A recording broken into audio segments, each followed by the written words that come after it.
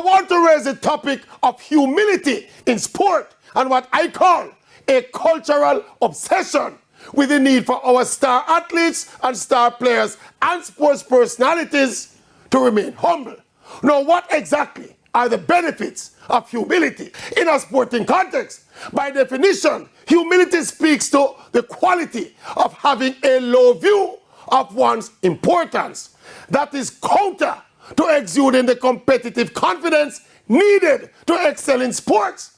To go onto a running track or a football field or a basketball court and compete and beat other competitors, a low view of one's importance cannot be the mindset. On the contrary, to beat the best, competitors have to think themselves as better than the rest. That is not humility.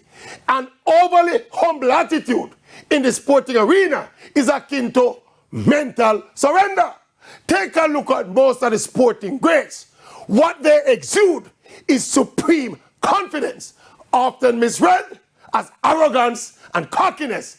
That kind of self-belief is what propels the mental and physical preparation and execution of all sporting champions, and not the doubting thoughts of humility.